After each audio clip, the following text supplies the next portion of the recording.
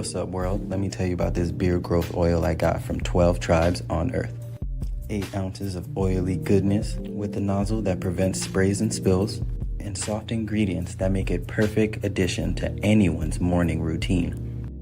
From coconut to castor, all these oils are hand chosen. After using this herbal blend, the biggest thing I noticed is how soft, how strong my hair was, and how good I feel.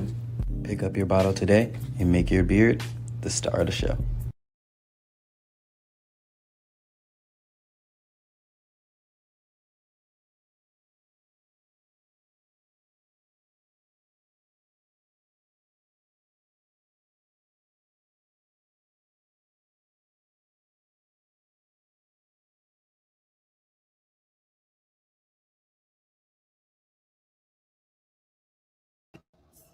Shalom, family. Good to see you all here. Hope you're doing well. Well, it looks like people just don't see the U.S. as favorable anymore. I remember when the U.S. used to really have a lot of respect, even though the U.S. went around being disrespectful and talking down to other countries, because I've seen it. I've seen the harsh way the US would deal with many of these countries, but they still had some level of respect.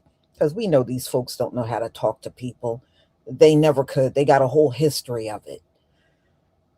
But now the respect is gone. China just made a statement out in the media. They said, it is very obvious the US is in decline. Everybody can see it. I don't care where you are on the globe. You can see America is not what she used to be. But China still considers America a dangerous nation. And we know why it's dangerous because of the policies, especially the foreign policies that America went around practicing and, being harsh on populations, slapping people with sanctions. Look at what they did with Cuba with the embargoes. That's why they're still driving around with cars from the 1950s. That's how long the embargoes have been on them. Can you imagine that? You can't even get a car that was made even in 2000 because they got embargoed. You got to still drive around and keep those cars going from the 1950s. Absolutely crazy. But that's what the US does. That's what they do. And people are tired of it. I can't tell you, like, over the last, especially when the war started, the harshness and how people speak about the US now. You know, the EU recently had some meetings and they purposely excluded America, a meeting that Americans would be at. But America is now getting excluded from things.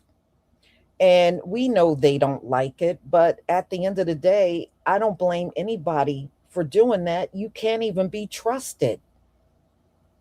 Nobody is going to trust you again after you go bomb a country that did nothing to you. Who's going to trust you? So let's get into this, y'all. Let's get into what China said and how people are reacting to it. Okay, let me see.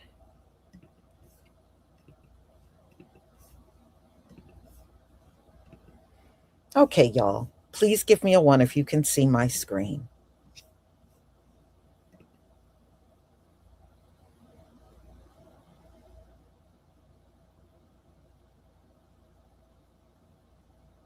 Thank you.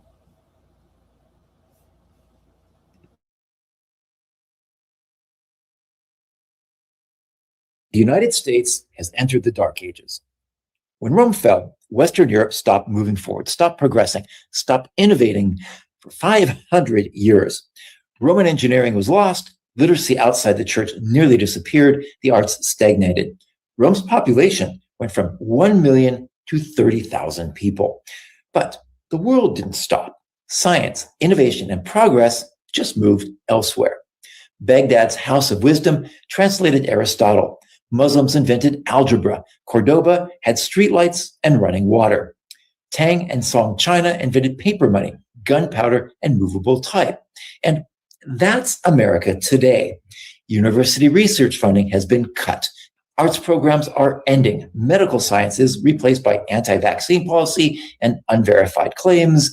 Not surprisingly, life expectancy is below every peer country. But just like in the European Dark Ages, in the American Dark Age, progress and innovation have simply moved. Today, China has more than 3 times as many patents as the US. It has more publications in the world's top scientific journals than the US. Countries like France, Canada, Germany, Denmark, Norway, and Australia actually have programs to attract American scientists to their nations. The US has entered its dark age, but I do not think it will last for 500 years. I have more cultural perspectives on Cultural Perspective on Substack. We have some really big news. China is ratcheting up the pressure on America following Donald Trump's tariffs decision. According to Bloomberg, China has suspended the imports of logs and soybeans from 3 critical United States-based companies. Now, this is a significant escalation. Earlier this morning, we learned that China ratcheted up the tariffs on soybeans coming in from the United States, but we're now learning that we're not just getting a 10 to 15% tariff on the soybean, we're getting a complete suspension from 3 big companies. Now, what that essentially means is that prices are going to go up. It's going to go up on American, it's going to go up on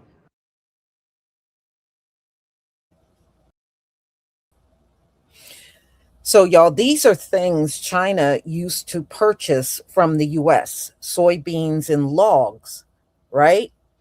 Now, because Donald Trump recklessly went in there with all them tariffs, they're not buying that stuff from the US anymore. What that means is now whatever's being lost from not importing these items, it's going to fall on the American people. And we're going to be the ones picking up the slack for whatever is lost in these industries. So no matter how you look at it, we're going to still be paying more money because of how Donald Trump recklessly went in there and threw all these tariffs all over the place. Y'all, even if this war did not happen, do you realize we would have still been paying more money because of the tariffs alone? But now you got the war on top of the tariffs. That's why it is outrageous out here, and it's going to continue to be outrageous.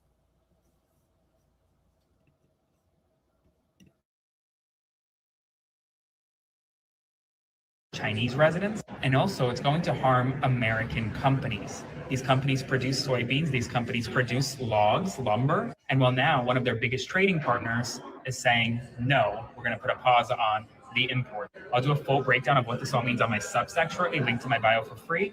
As always, follow along, stay up to date on all the news that you need to know about. More to come soon. Breaking news: Beijing strikes back. In a stunning move, China has ordered its companies to defy Washington's sweeping sanctions. The Ministry of Commerce has unleashed a blocking order, making it illegal for banks or businesses inside China to freeze assets or cut ties with 5 petrochemical giants, blacklisted by the U.S. Treasury. The message is clear: China's energy lifeline is untouchable. If dollar transactions collapse, Beijing is ready to reroute payments through its digital yuan, accelerating a global shift away from the dollar. All this as the Strait of Hormuz remains in crisis, choking off nearly 40% of China's crude imports. And with President Trump set to land in Beijing for a historic summit, the stakes could not be higher. Multinational corporations now face a dangerous compliance trap, caught between U.S. law and Chinese law. The world's largest oil importer has drawn its line. Washington is holding firm, and the future of Middle Eastern energy security now hangs in the balance. This is breaking news, and the story is only just beginning. China does not seem to be taking President Trump very seriously. Its government just ordered Chinese companies to ignore U.S. sanctions tied to Iran's oil trade, which is new for China. China has long been critical of U.S. sanctions, yes, but in practice, it usually allows its biggest companies to comply with the U.S., a strategy that was meant to protect access to the U.S. financial system. So what has changed? Or maybe the better question is, what is the strategy here? Because this isn't the only point of pressure the Chinese have been pushing on. They have already restricted exports of rare earth minerals, banned foreign AI chips and U.S.-Israeli cybersecurity software. And they've also blocked Meta's $2 billion acquisition of AI startup Manus after the deal had already been finalized.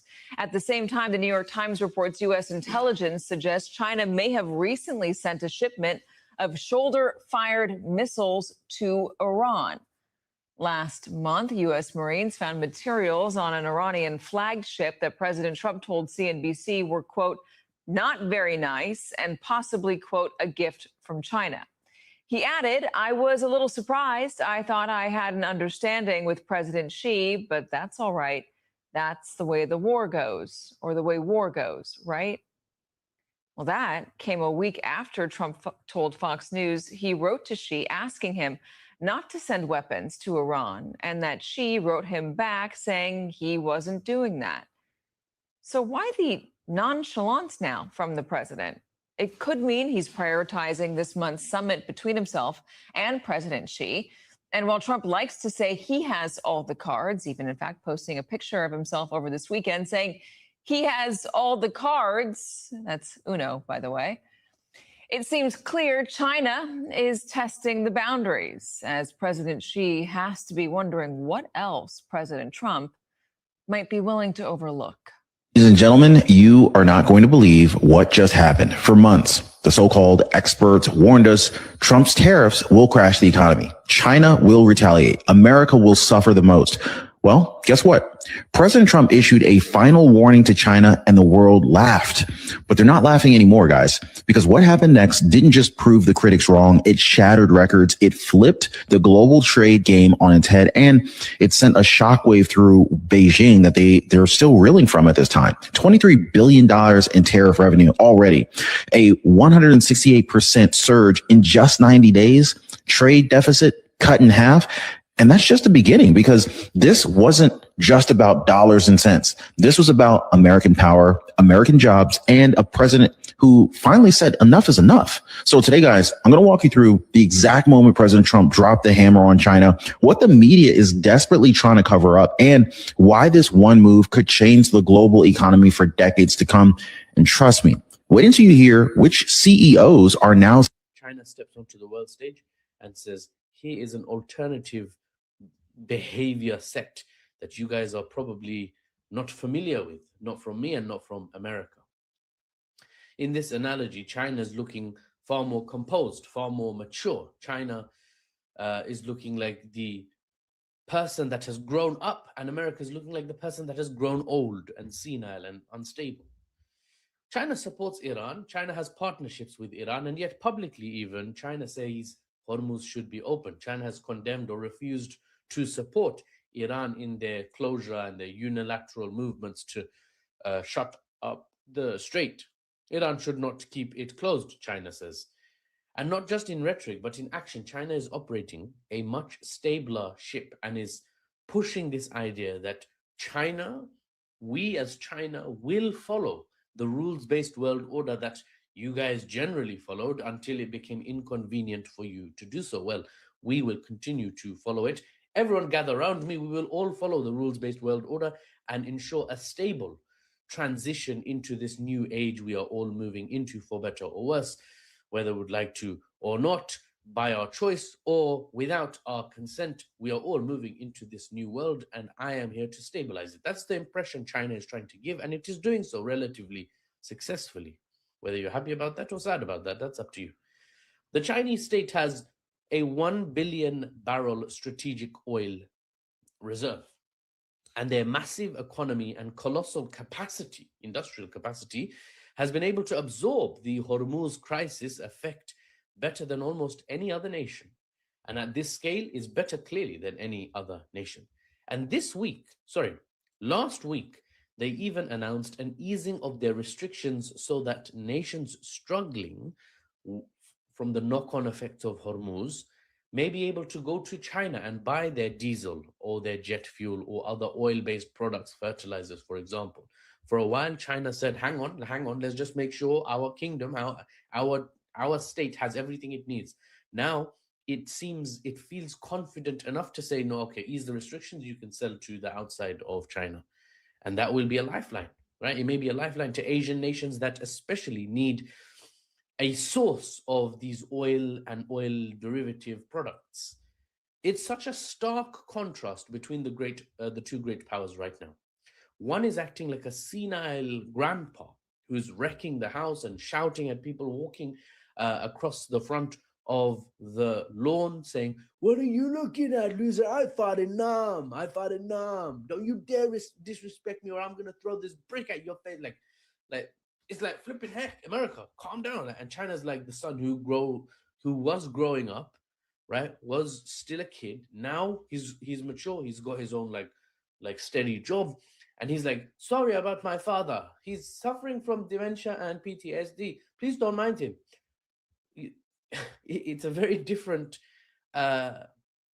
impression that every other country is getting of these two great powers when they just observe the administrations and the decisions and the economic prioritization and the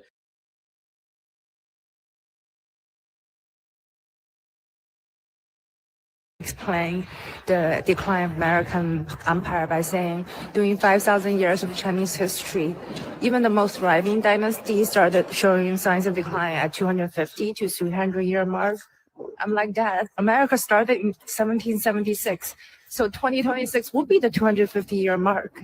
Why did you move your family to North America 20 years ago? Did you not check the calendar? Now we get to have the front row seat to experience the fall of the mighty empire while watching Asia's rise from afar. One phrase that has become really popular in China and Chinese social media is this phrase kill line or 杀线. And it specifically refers to a moment when society has become so impoverished and devastated and decrepit that it can no longer return to what it was. And unfortunately, like kill line is the term that is being used to refer to American society. So you get these like photos and videos of like homelessness and drug use and gun violence, and it's paired with that phrase like America has surpassed its kill line. And where does that? That's a great phrase. Well, it's obviously not, it's not referring to great things, but where does that come from? Kill line? I'm not sure. I'm not sure what the etymology is. I'm going to have to look into that. I wonder if it's from science fiction as well. Yeah. But yeah, that like, you know, it obviously there is like some kernel of truth just in the way that some of Silicon Valley's envy of kind of China and China maxing is rooted in some kernel of truth, but it's an exaggerated one, right? It's like America is not just guns and violence and poverty, but it's a way to kind of maybe grapple with some insecurities that Chinese netizens feel themselves around the country's own economic stagnation and kind of unemployment prospects. It's much easier to deal with that and the discomfort of that when you like look across the Pacific and you're like, well, they have it really bad. So interesting. Right? Yeah. So your hypothesis is that they're both projecting feelings of insecurity in the other. The Chinese are incredibly patient. There was a joke in The Onion the other day. It was a bunch of Chinese guys just sitting around a table, and it said, the Chinese government sits and waits for the United States to self-destruct or continue its self-destruction or something like that. It's because they know that they can outweight us. You know, we have convinced ourselves over the decades that we have to be all around the world protecting the weak and those without a voice and being the peacemaker. You know, we have 190 bases in 144 countries. We have to do all that. And the Chinese say, yeah, you have to. Go ahead. Spend all your money on that stuff. In the meantime, we're going to have 350-mile-an-hour trains and the best highways in the world and the best schools and the best hospitals and the nicest airports. And then all of our extra money, we're going to essentially bribe foreign countries to do things that we want them to do. So it's a lesson that I think we haven't learned as a country, that there are other ways of winning hearts and minds. Fox News alert, it's decision time. CENTCOM Commander Admiral Brad Cooper has just briefed the president in the Situation Room about what could be the final blow. The U.S. military is preparing for a short and powerful wave of strikes. Targets include the enemy's remaining military assets, leadership, and infrastructure.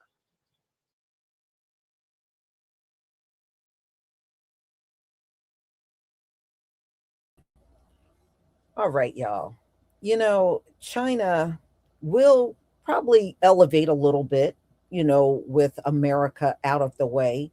But remember, the Most High is not going to allow any more of these Gentiles to rise up in a big way. And because the time of the Gentile is coming to an end in China, they're Gentiles. So they may get a little bump, but it is not going to be where they're going to be dominating in the world on any kind of capacity like the U.S. They're not. The time of the Gentile is over. And there is no more rise for them.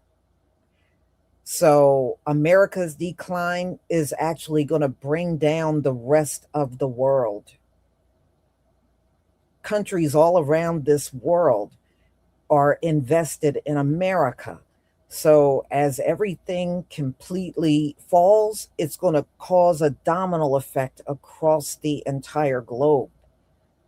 So no, there are no Gentiles that are going to rise up and in a huge way. We are moving away from that.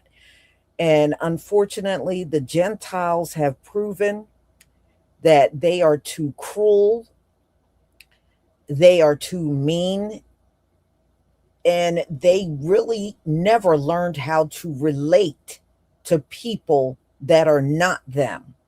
They have failed at that.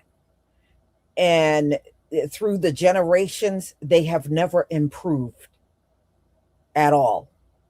That's why relationships between us and them never got better. Because, when they tell you, oh, it's better, actually, that's an illusion. Because we know y'all still go behind the scenes and call us the N-word, and y'all be plotting against us and using your government and your police officers and everything against us. So that being said, no, honey, we have not progressed that much. If you're still plotting on us, no. All right. Y'all have carried your hate all through the generations, and you just don't like when we talk about it. But there is nothing that we're saying that's not true. You have carried this all throughout the generations. Y'all always talk about how y'all won't let slavery go. Yeah, well, you won't let that slave master mentality go either. Okay, because that's why you got Karen out here that thinks she's some kind of authority over us. You wouldn't be like that if you got rid of all that oppressive nature within you. You have never gotten rid of it. That's why people like that are still walking around up in here. So, y'all, I am going to conclude, and I thank you so much for being here. I deeply appreciate it. And there are more lives coming. One, we're going to talk about the Daily Wire. The Daily Wire has lost over 80% of their audience. And they are laying people off. And, I hear all this stuff. They have lost a lot of money, and they lost a lot of their backing. So we are going to talk about that. And, Candace Owens is in her glory, because she left on such a bad note with them. But she ain't really Candace ain't one of us. We already kind of wrote her off, and she still got an audience. She's definitely doing better than Ben Shapiro. But Candace is, she, even with this happening, ain't nobody feeling Candace. So you're going to see her speaking on the video about it, but, ain't nobody feeling her like that. But yeah, they're on their way down. See, when you promote hate, it's only going to get you but so far. You see what happened to Charlie Kirk, and now look at what's happening to the Daily Wire. See, if you just thrive on hate, eventually that's going to come to an end. It is. It's going to come to an end. And the Daily Wire has rose and now it has fallen. And you can't thrive on that hate anymore. People have moved on. So we will talk about that at 1:45. And we're going to still talk about something that has never stopped happening to our people, of being wrongly accused. And then, of course, when they find out they're innocent, nothing ever happens to these store clerks that make these theft accusations. And see, if it was me running the place, anybody that makes a false accusation and it turns out you were wrong, that should be an automatic job termination. You should not be able to keep your job after making those kind of accusations against people. And sometimes they even bring the cops in, and the cop, of course, because they look like the cop gonna walk in and get on their side.